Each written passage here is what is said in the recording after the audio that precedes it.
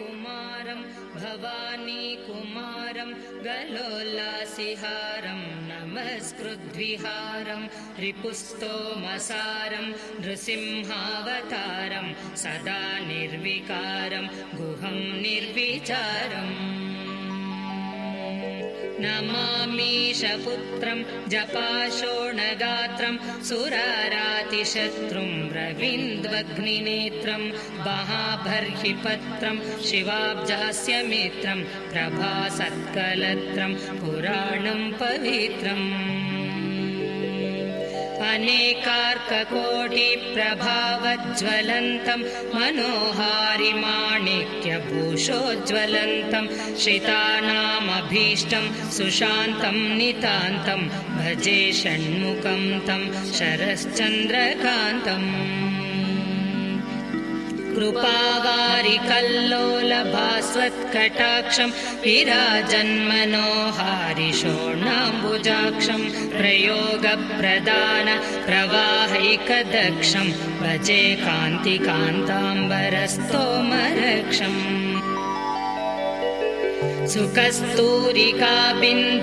सुकस्तूरिकाबिन्दुभास्वल्ललाटं दयापूर्णचित्तं महादेवपुत्रं रवीन्दुलसद्रत्नराजत्किरीटं भजे क्रीडिताकाशगङ्गासुकूटम् सुकुन्दप्रसूनावलीशोभितान्तं शरत्पूर्णचन्द्रस्य षट्कान्तिकान्तं शिरीशप्रसूनाभिरामं भवन्तं भजे देवसेनापतिं वल्लभन्तम् सुलावण्यसत्सूर्यकोटिप्रकाशं प्रभुं तारकारिं द्विषड्बाहुमीशं निजार्काप्रभादीप्यमानाखिलाशं भजे पार्वतीं प्राणपुत्रं सुकेशम् अजं सर्वलोकप्रियं लोकनाथं गुहं शूलपद्मादिदम्बोलिधारं सुबाहुं सुनासापुटं सच्चरित्रं भजे कार्तिकेयं सदा बाहुलेयम्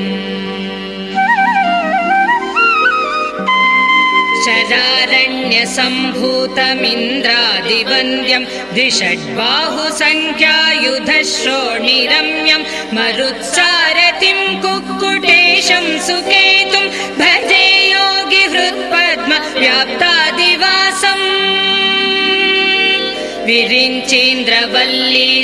विरिञ्चीन्द्रवल्लीशचीदेवमुख्य प्रशस्तामरस्तोमसंस्तूयमान दिशत्वं दयालो श्रियं निश्चलां मे विना त्वां गतिः का प्रभो मे प्रसीद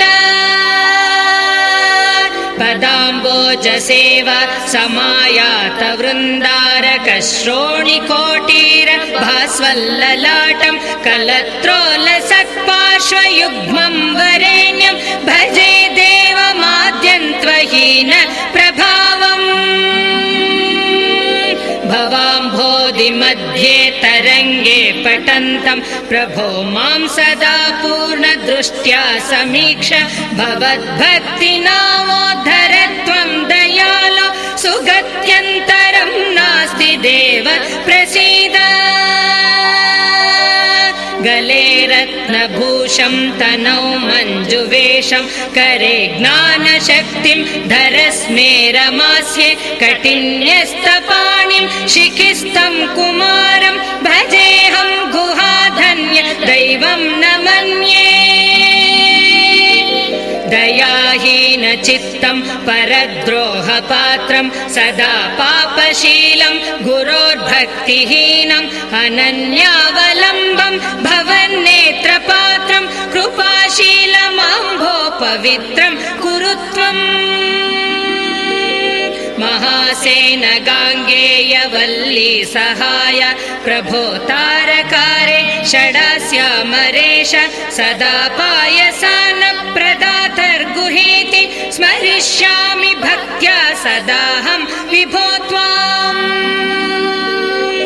प्रतापस्य बाहो नमद्वीरबाहो प्रभो कार्तिकेयाष्टकामप्रदेति यदा ये पठन्ते भवन्तं तदैव प्रसन्नस्तु तेषां बहुश्रीं ददासि अपारेति दारिद्र्यपातोदिमध्ये भ्रमन्तं जनिग्राहपूर्णे नितान्तं महासेन मामुद्धरत्वं कटाक्षावलोकेन किञ्चित् प्रसीद प्रसीद स्थिरां देहि भक्तिं भवत्पादपद्मे श्रियं निश्चलां देहि मह्यं कुमारं गुहं चन्द्रतारं स्ववंशाभिवृद्धिं कुरु त्वं प्रभो मे मनः कल्पसाला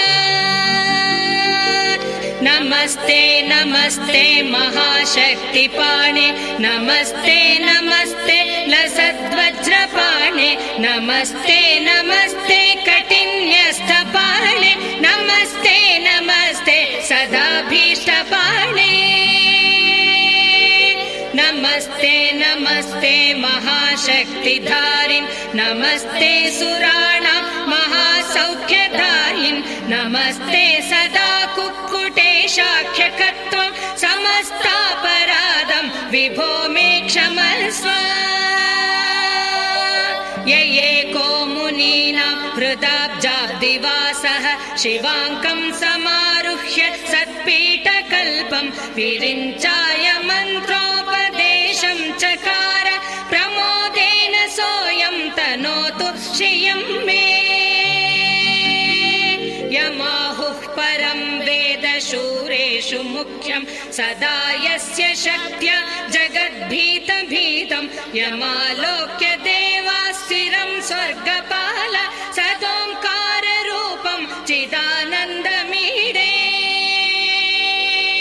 गुहस्तोत्रमेतत् कृतान्तारिसूनो भुजङ्गप्रयातेन पद्येन